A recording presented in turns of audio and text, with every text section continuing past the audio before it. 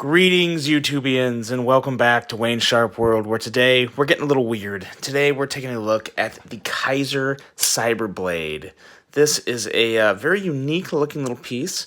I gotta be honest with you guys, when I bought this knife, I did not buy it because I liked the way it looked.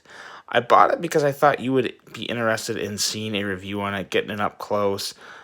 Just a very, very odd looking little piece. Before I go any further on this, though, I want to take a second and recognize another small business that is co-owned by a very good friend of mine, someone that I've known since middle school, consider him one of my best friends, and him and a few other friends have started a business it's a clothing company called Above the Water Clothing. This is obviously fishing related, so that's another one of the reasons I'm sharing this with you guys. Obviously, a lot of you guys and gals that are into the EDC pocket knife world, I'm willing to bet a good portion of you enjoy fishing. So if you're looking for some new apparel, from hats to shirts to windbreakers, stickers, buttons, all sorts of accessories and merch, and you're looking for, a cool, unique brand that has some really awesome art. The art on their clothing and merchandise is kind of like a tattoo style art, I guess is the best way to call it. As you can see here, this is one of the illustrations above the water. They have a couple different logos that are really cool. This is their Instagram and their Facebook. I highly recommend following both, especially the Instagram. It's really, really good. They'll keep you updated on their new drops and whatnot. I don't think their store online, they have a website, which is right down there. I don't know how well stocked their store is. They've been doing stuff in batches, and it's been selling really, really well. So I'm really surprised they haven't grown faster. They really do offer a fantastic product at very affordable prices with really attractive art, definitely geared towards middle-aged to younger folks. This is another example of some of their art here. Fail with honor, above the water. Got the frog, or I think that's a frog, shoving a sword through him with the fish coming up. So it's really cool, tattoo stylish type of art. I think a lot of you would enjoy it, find it attractive, especially if you like fishing or if you just like outdoors. They have some shirts that I think even people that aren't hardcore fishermen would still enjoy. So definitely worth taking a look at. As I said, Above the Water. Give them a follow on Instagram. Check out their Facebook. Take a look at their website. You may very well find something you like a lot. The sizing and quality of the clothes is all fantastic. I'm a bit of a nitpicky guy when it comes to that, and I've ordered a couple times and I have not been disappointed. I've been very, very happy with the quality of the products that they spit out. So highly recommend that. Above the Water. Go check them out. Now, let's get back into this knife real quick. But I also want to thank you guys for watching this and tuning in today. If you like what you see, please do me a huge favor. Hit that subscribe button, follow along, and I'm going to continue to keep bringing you guys content, unique content, fun content, and lists. Got a few more lists after this review, so I think you're going to enjoy what's coming up. Now, this CyberBlade, let's take a look at some overall specs. We have a blade length of 2.16 inches, a cutting edge of 1.97 inches, a close length of 3.54 inches with an overall length of 5.70 inches. We have a blade material of CPM S35 VN, a Tonto style blade with a flat grind where there is grinds and not massive holes in the blade. A handle material of titanium, handle thickness coming in at 0.425 inches. We have a frame lock for the locking mechanism. Very nice little frame lock. This is a very stout little knife. User is right hand tip up carry only. And we're looking at 3.39 ounces. And for this guy, this is the titanium version, as I said. So the price on this guy is $159. Now, I didn't pay that for this. I actually got in on the Kickstarter back in July, and I'd have to go back to look at my receipt to be sure, but I want to say I paid like $59 for this. So not bad at all, saving $100. It does have that premium Kizer quality feel to it. Feels fantastic, but there's also a Vanguard version that has me a little confused now, because there's a Vanguard version where you're looking at $89, and they have like micarta, G10, and M390. So you get premium steel, and you still get plenty good enough handle materials. You just don't have a titanium clip. It has kind of a cheaper clip, but you're really not losing much. I'd almost, especially if you're a micarta guy like me, or you like the black and OD green style setup, you might want to just save a little money, look at the Vanguard if this is something that floats your boat, and save a good chunk of money there, because those Vanguard versions are only $89. So definitely worth something taking a look at. These are out and available. I've seen them at multiple places, Knife Center just being one of them. So they're definitely out up for grabs. Now let's take a look at some size comparisons at this. I'm still trying to work on getting over the overall appearance of that. Let's compare it to some other kind of unique looking knives. We have the ZT0055, and we have the Spyderco Spidey Chef. Obviously bigger knives, as you can see, but I think everybody is well aware of these two models, especially the Spidey Chef and probably the 0055 as well. So definitely a shorter knife, as you heard in the description. And now let's grab a couple other shorter ones that I think fit the bill a little better as far as feel and hand. With another Kizer, we have the Kizer Sheepdog. This is the middle size, not the large, not the small. And then also the Kubi, the number that just cannot think of it right now. But that's probably the closest knife I have as far as feel in hand, which still isn't very close at all. I'll be honest with you guys, this is this CyberBlade here is it's a unique one. It's special. So so there you go. There's some size comparisons. Now let's get to talking about it, because I got a lot to say. Well, I have some stuff to say. The blade. So, yeah, it's a Tonto. Not the most practical Tonto blade ever. It does have its own unique and useful purposes to it. The Tonto nose itself is not nearly as useful as the nose, or the Tonto tip is not nearly as useful as the nose, in my opinion. When I found myself using this knife, I was always going to this angle right here. When I went to open up a box or even an envelope, it worked surprisingly well for opening an envelope with this tip, which I wasn't quite expecting. This knife took some getting used to. It really did, because it's just... It feels awkward at first, and I don't necessarily mean that in a negative way, but awkward isn't necessarily good, but it's not always bad. But this was definitely just, it took some getting used to. The tip of the blade, though, is excellent for scraping. If you ever have some adhesive goo or anything you're trying to get up and you can't get with your nails or something, this front right here, it works very, very well. It just, it takes it right off. So that is a plus. With that being said, I don't really do a lot of scraping in my regular EDC carry in life and whatnot. But some of you guys may, if you work at a retail store, or if you just work out in a shop or something, you never know what you need to scrape up. So that can actually come in pretty handy.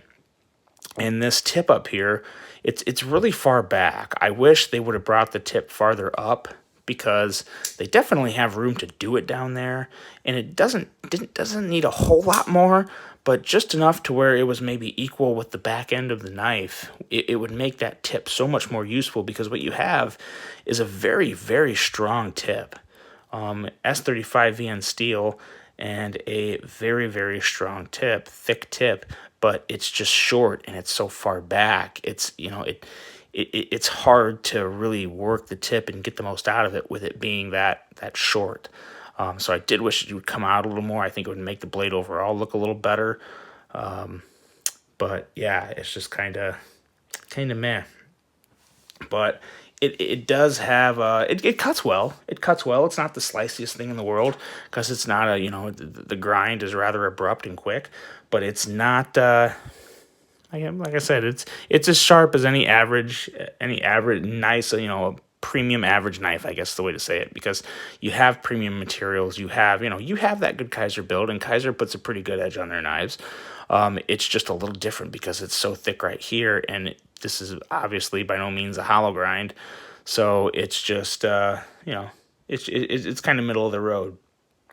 The huge cutout here, it's okay, but it can be a problem when it comes to deploying the blade.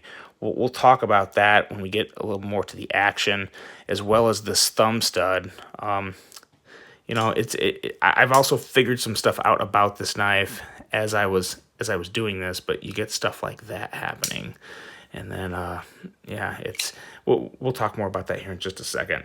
But the overall quality of everything, everything is nicely chamfered. I will say that for as much as I've been using this cutout here, it's very nicely chamfered. No peeling the nails off or anything.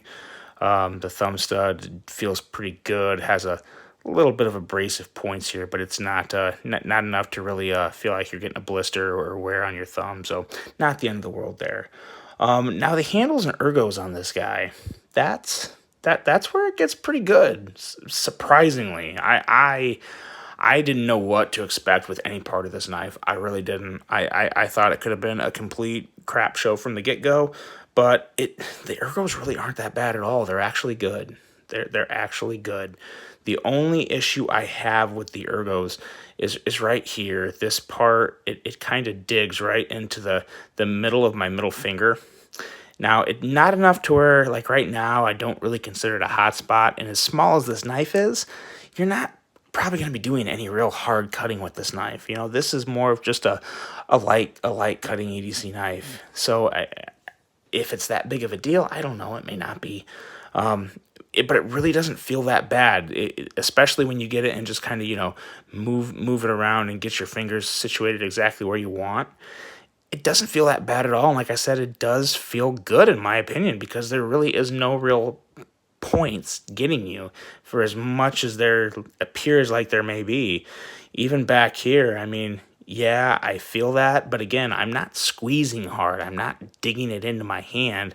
So if you plan on using this knife that hard, you may want to, think a little harder about it. But this is just not a knife I'm going to really bear down on and make, I don't know. I'm still kind of stuck as to whether or not this is a true functional, good use EDC, or if it's just more of a fun conversation piece, kind of like the Spyderco knife that came out just a little while ago, the one that looks like the dog. I'm still, it's definitely, you can use it. You can definitely use it. But I just wouldn't use it to the extent as I would other knives. Maybe that's a fault of mine, but I just don't see myself using it like that. I do like the pocket clip on this, though. It's a very low profile, and surprisingly, to my mass surprise, this actually does not have a big issue going over jeans anyway. I know I haven't tried anything thicker, like if you had sweatpants on or something, that might be a little tricky. But no, something like slacks or the jeans I had, I was wearing some Express jeans today, and they slid over the hem really well. So no real issue there. I was really surprised with that. I was expecting that to happen because there's not much ramp there, but there wasn't. And when you hold it in hand, you don't really feel that clip much at all. It's pretty flat. Like I said, you always kind of feel it and know it's there, but whether or not it's digging into your hand is the real question. And this one wasn't. Another thing that I noticed, that I do notice more and more on knives now, is the lock bar. There's no scraping or scratching. Very smooth lock bar. It's got your over travel stop right there, and then it also has your lock bar insert to help reduce the wear on the frame lock, which is always nice. You see that on a lot of Kizers. And the glass breaker. So I don't know why. I know, some people can say, oh, come on, focus on me. Some people can say that, glass breakers are just always unnecessary. This one, to me, serves a better purpose just for appearance, because what I see on this is I see the exhaust pipe to the truck that everyone says this thing looks like. There's been a lot of people comparing it to a car, or someone compared it to, I think, the new Tesla car that's coming out. But a lot of people see a car or a truck, and I'm like, okay, well, there's an exhaust, so I guess that works. I don't know if they're. I'm sure they weren't going for that. It was more just a joke, but yeah, you got an exhaust slash glass breaker there. But I don't. Yeah, I definitely don't see a use for a glass breaker. I think it would look better without that glass breaker for sure. You may be able to screw that off from the looks of it, but regardless, then you still have some of the back spacers sticking out, and it kind of takes away from, I think, what would have been a little better looking piece without that at all. I think that would just look better like that, because I just don't think this serves much purpose, especially with the knife being this small. I mean, yeah, I guess you could use it, but I don't know. I don't know how well that'd work. But overall, the handles and ergos to me are the highlight of this knife. The front is obviously very smooth and flat, feels good. And the back, there's really not that much. I think people with smaller hands would like this knife a little more than someone with average or larger size hands, just due to the shape and overall build of it. But nonetheless, pretty good ergos. The action is extremely tricky when you first get this knife. Extremely tricky. I was getting to the point to where I was just using the thumb stud, and the thumb stud is placed, I mean, kind of where they have to place it, but it's like kind of far away from the knife. So it definitely takes some wrist to get a good deployment, and you can flip it out like that. And what I was doing was I was putting to Spidey flick it, I was putting my nail at this top line here and trying to flip up. But when I would do that, as I flipped up, my finger would come through and I'd get caught, and it started to piss me off because it was either hurting me or it was kind of scaring me because I thought I might have cut myself. And it just wasn't comfortable, so that wasn't working. But what I figured out was you want to put your nail right the middle of your middle finger right there. You want to line that up with that little triangular point right here, and instead of flipping up, flip straight out. And when you do that, it it works well most of the time, unless I'm just really given instructions on how to do it. But no, that was the key for me. You just flip straight out. Don't hold it at an angle and try and flip it up like some people do, like a PM2 or something. It works great for a PM2. This is not a PM2 or a Spyderco in general, but it flips out very well. And there's no real risk of, cutting yourself or hurting yourself. I mean, I guess there's always a risk when you have a knife in your hand, but at the same time, if you've done it with other knives, this isn't too bad. I got used to it, and I actually, even the notes I have here to read to you guys, I'm not going to, because I was a little harsher in my, original writing of the review. But then when I figured this out, I thought, that's really not that bad. It's still not super smooth as far, just because of the angles, all the lines and everything that your nail and finger is feeling during deployment. It's still, the bearings are smooth. I should rephrase that. The bearings, this knife has bearings.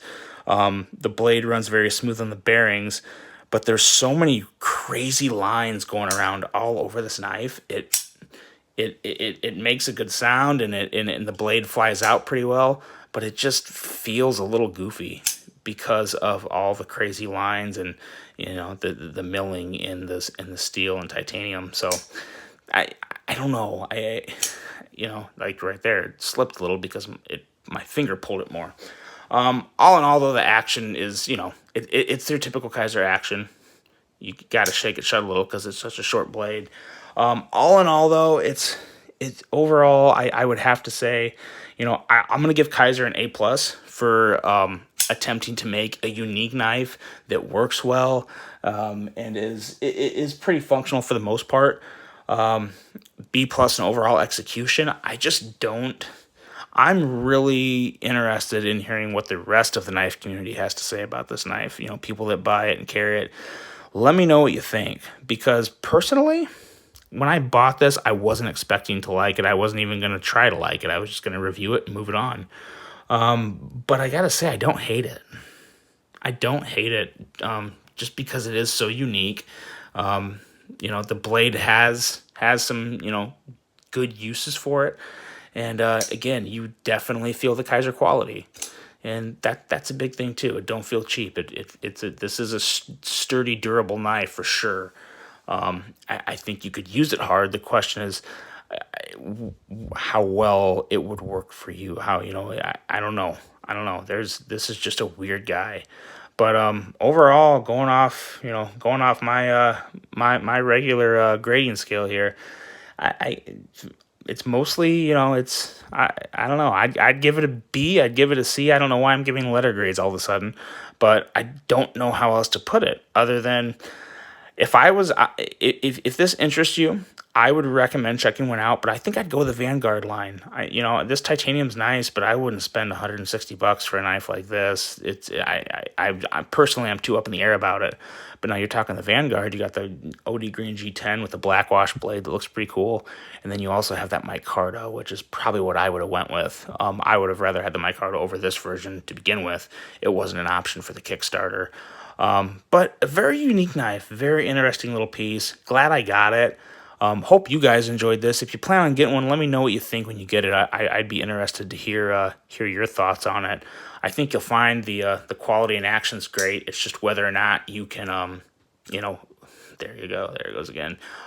Whether or not you can make it work for your hands and your how good are you at fidgeting with a knife, I guess is the trick. But yeah, it has its flaws, but overall, it's not going to be for everybody. Definitely not going to be for everybody, but I think some people will like it. So I'm interested to see what comes from the knife community out of that.